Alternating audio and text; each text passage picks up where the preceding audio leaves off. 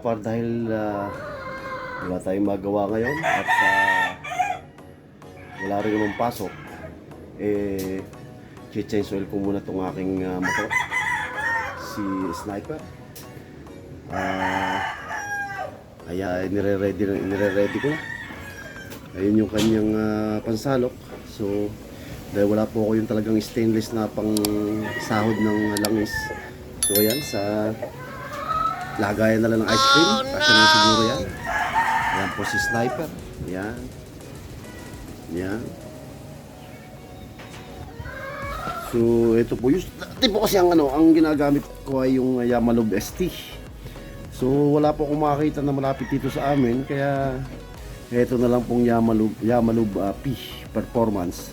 Pares din naman po 4-stroke motor oil API service. Ayan, 1 liter. So kung magtatanong po kayo kung mauubos ba itong 1 liter na to, hindi po, kasi kung makikita ninyo, ayan nakalagay 850 cubic centimeter. So 850 ml lang po yan. Yan po yung manual, nasa manual. Yan. At syempre ito po yung yung filter nya. Okay, mamaya pakita ko sa inyo.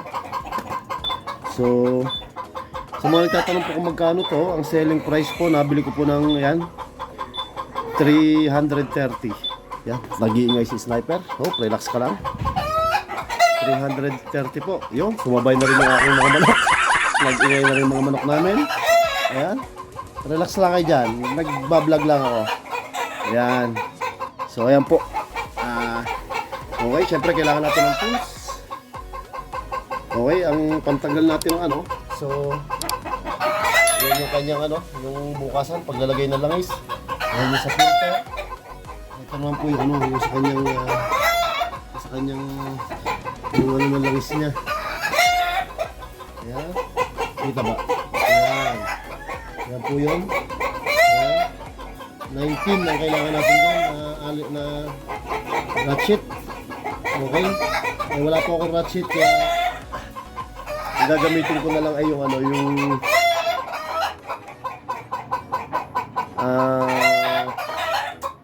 ang pangalan ito?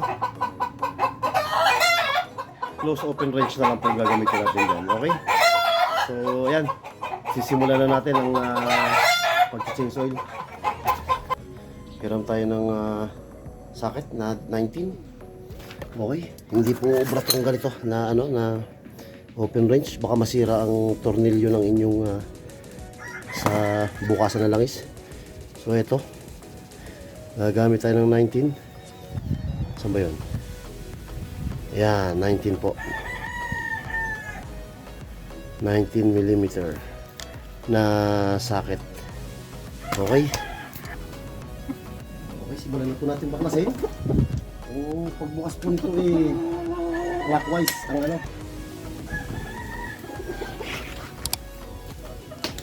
Ayan. Ikat po natin. Oops. Tandaan natin, baka bumulusok.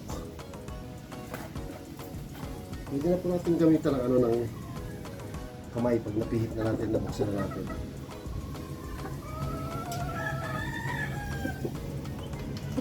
Ayan.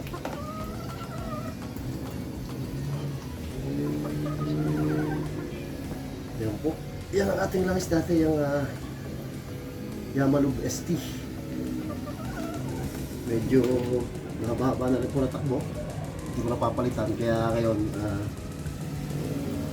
hindi na lang ako napasok. So, hindi natin palitan. Ito yung kanyang filter sa loob, may spring. Okay. Ayan.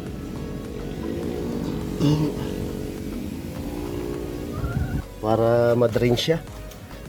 Ayan. Okay. Tulo na siya. So ito yung ating filter, ito yung ating engine oil cover. Ayan. So lilinisin lang natin ng kaunti. Linisan muna natin itong ating itong ating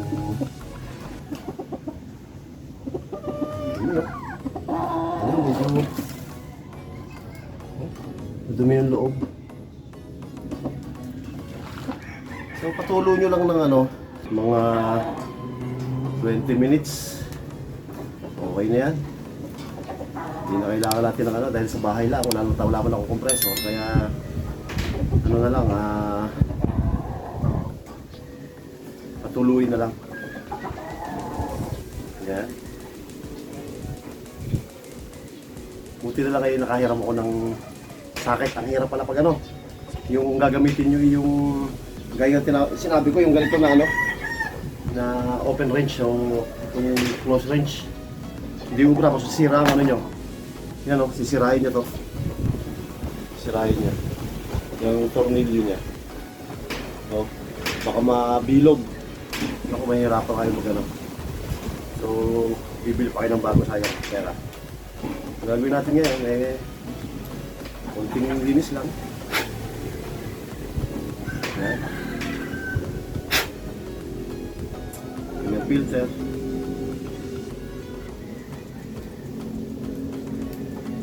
Tanda ko yung napansin, dito pala naiipunan siya ng ano. Ito yung loob na yun. Naiipunan siya dyan ng dumi. So kaya kailangan natin linisin. Ayan. So linisin na natin itong cover para magmukhang ano siya, bago. Naku, ayan, nabingot nga yung ano, nabingot nga yung sa ano. Dahil yung una kong ginamit yung ano, yung open wrench nga, hindi pala ito ubra yan. Buti na lang. Nakahiram ako sa aking pinsan ng ano, ng socket. Okay. So tumutulo pa rin naman ng kaunti yung ano natin, yung dinidrain natin. So hintay-hintay lang tayo. Ingatan nyo lang itong ano nyo, itong filter nyo na mabutas, huwag nyo pupwersahin dahil tingin ko. Pero matigas naman siya, ano. Kasi yung Sniper 155R, talagang maganda ano yan, mga spare parts. Kaya nga na syempre konting ingat para hindi siya masira. Yan. Yan, habang naghihintay tayo, buksan naman natin ang filter. Okay? Ito yung ano niya, ito. Ito yun. Ito yung lagayan niya ng filter, may tatlo siyang screw, tatlong tornilyo. So yan, tatanggalin natin. Okay? Tignan natin kung anong size niyan. Palagay ko 8. Tingin ko 8. Tingnan natin. Okay, tama, 8 nga. Yung konting ano lang yung konting pitik-pitik lang. Maano lang, hindi mo ganun siya katigas. Tapos, pwede nyo ng kamay niya. Lambot na siya.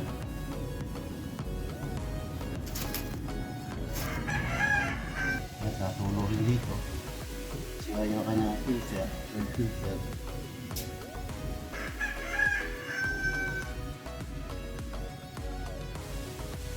Bago pa lang po kayong nag-ano ito, baka magtaka kayo bakit natulo dyan. Normal po yan. Okay? Ito yung mahaba. Itong mahabang screw na to. Lagi po dito yan, lagi sa may ano, pag nakaharap kayo, lagi sa may kanan. Kanan niya, nag-iisa naman, triangle po yan. Yan. So, tandaan nyo lang po yung sa may kanan sa baba. Yan yun, yung malaki. Yung mahaba pala, yung mahaba na tornilyo.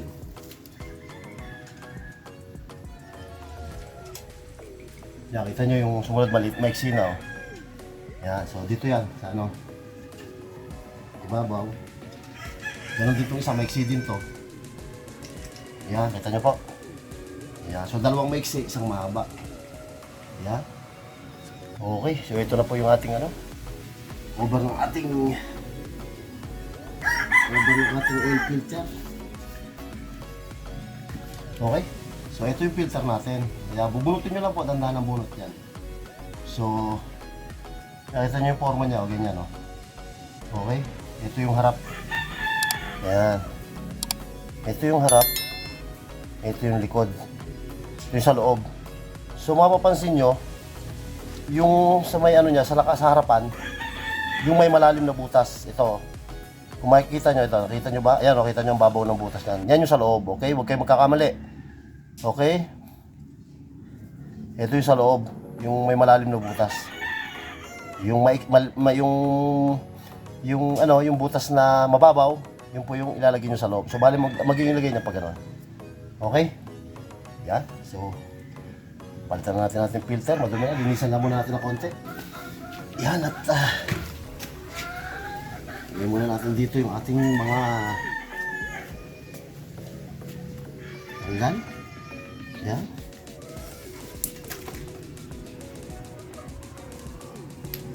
Tapos dumi ng loob ng ano, yung lagay ng filter.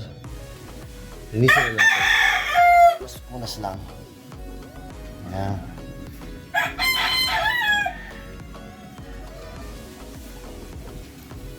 Para sigurado natin malinis. Titingnan nyo yung goma niya lahat. Baka mamaya ay wala na or durog na. Kailangan palitan nyo po para siguradong hindi mag-iibig ang inyong guys. Hindi masira yung inyong makina. Yan. Yan po. Kunting nakakaputin linis. Wala akong Kobe na pang ano pang linis ng ano. Sa susunod na ano ko pag-change so bibili na ako na para malinis ko din tong ano loob ng tong cover ng filter. Linisan na rin natin ito. Yan.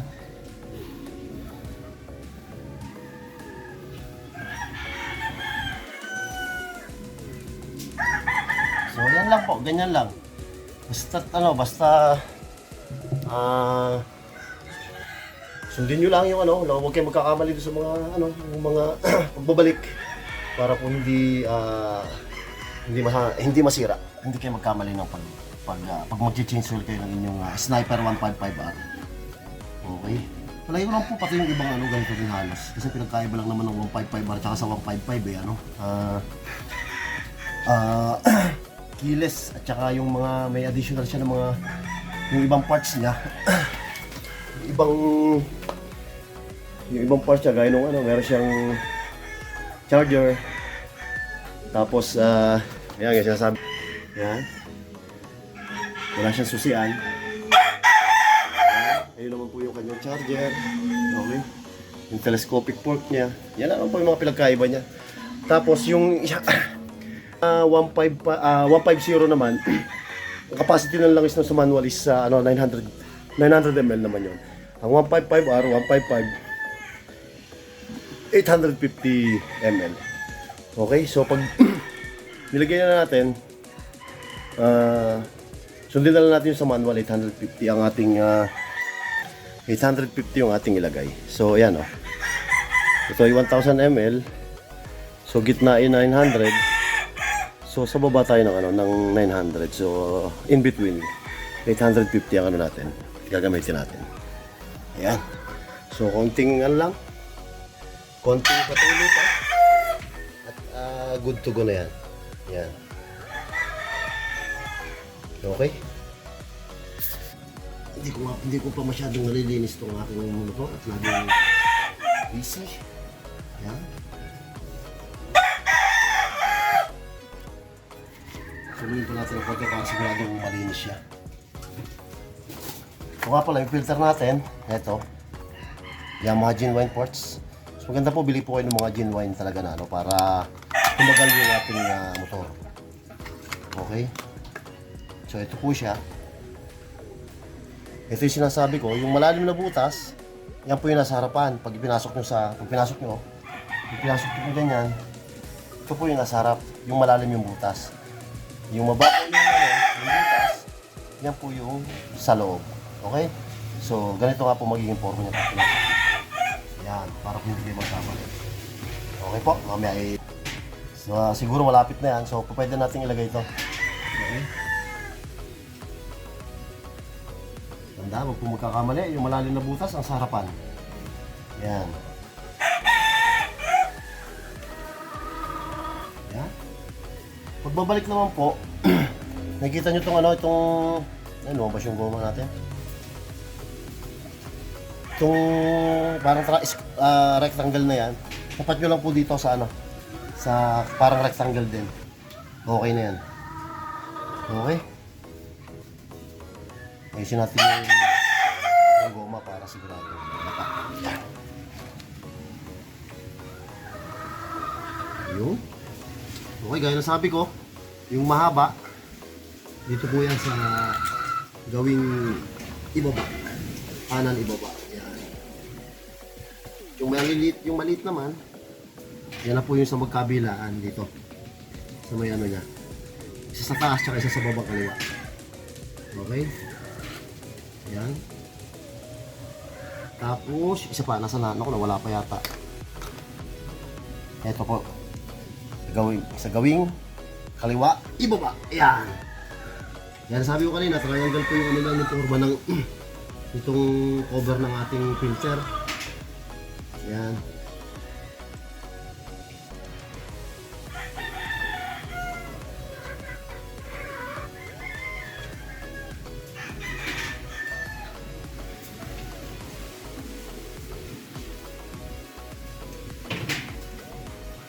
Yan. Tapos, gamit ulit tayo ng 8mm na layad eh. Wala natin. Hindi masyadong maikot, baka masira yung ano niya, yung thread ng ano niya, yung tornilyo. Parang ano lang ba? Jab lang. Hop lang.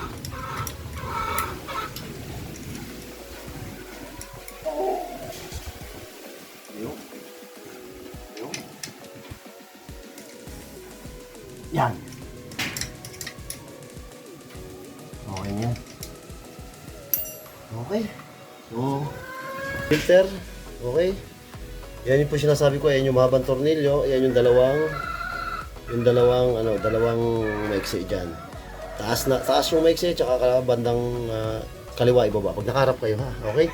So, siguro, pwede na rin po itong ano natin. Itong, pwede natin ibalik itong ating ano. Itong ating cover. Ayan. So, ito pa po isa. Huwag po kayo magkakamali sa pagbabalik ng filter nyo, no? Yung filter nyo sa mismong sa loob. Okay? Paglalagay po niyan, hindi po ganyan ha. Hindi po ganito. Nakabaliktad po yung filter nyo, nakikita nyo, hindi po ganyan. Yan po ay nakaganito. Yan. Yung rubber po ay nasa ibabaw. Yung spring niya na walang rubber sa ilalim. Yun po yung ipapatong nyo dito sa may ano. Patong nyo dyan sa kanyang oil cover. Yan. Ganyan po ang forma niya pag pinasok nyo. Bali, yan, saksak nyo na lang yan. Pihit. Okay na yan. Okay? Okay. So, gaya ng ano ko. Sabi ko kanina, unahin nyo lang po ito. Okay? Paglalagay is goma sa ibabaw. Yan, nakaganyan. Kapatong siya ngayon sa ano yan. Yan. Para siyang nakaupo sa ano. Yan. Sakto yan. Okay?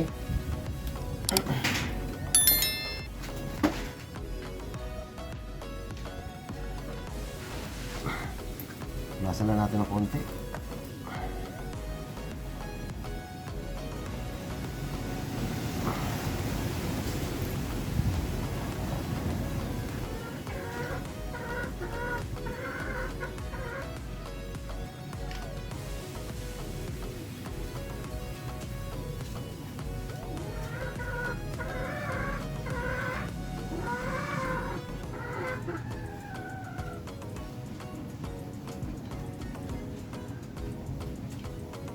So, ang pihit po natin is pag ganon, counterclockwise po ano natin yan, ang pagsasara, okay? Counterclockwise naman.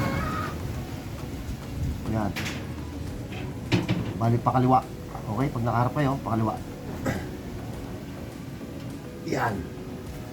So, ayan, hipitan na po natin siya ng ratchet. Yung sakit tinatawag. Okay?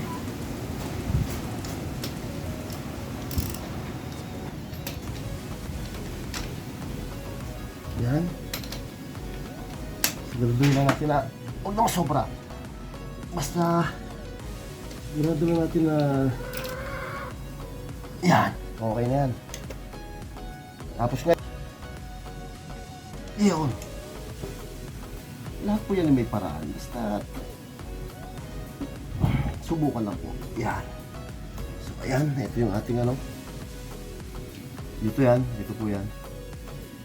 Yung ating engine oil cover din.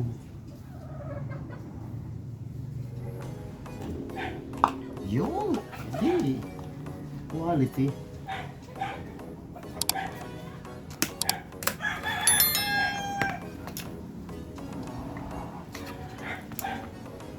Yan, tanggalan po natin ng ano, ng seal.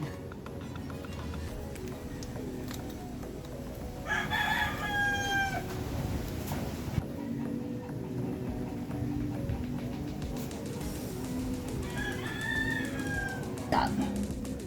850 po. Medyo malabo lang pero nasa ano tira na lang po ay around 150 na lang po yan. Yan. May yung ano. Balik na natin yung kanyang takip.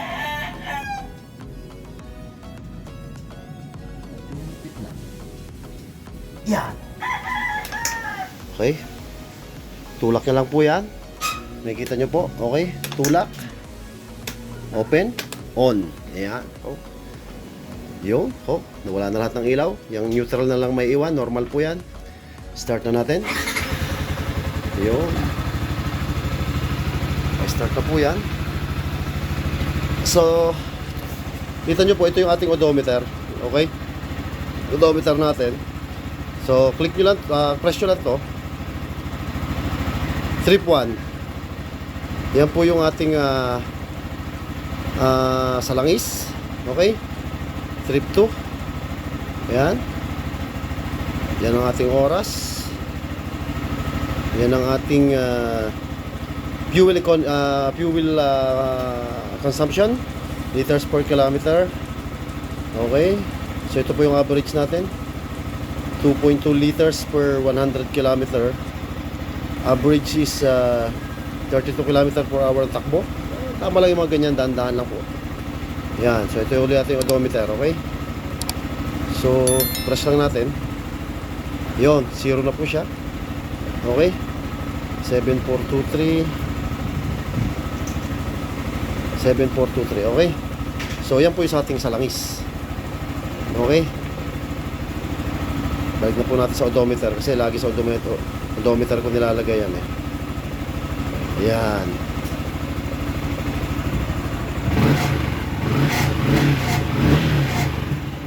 Yun, at na-change oil na si Sniper. Aywa. Yung may natutunan kayo dito sa pagbabahagi ko ng pag-change oil itong aking motor. Baka naman pa-like at subscribe na rin po. At marami pa pong abangan nyo po yung mga iba ko pa pong mga bagay na isi-share. Hindi lang po yung aming paggaglas at aluminum. So yung mga bagay na common na may matututunan po tayo isi-share ko rin po sa inyo. Okay? Maraming salamat po. Thank you.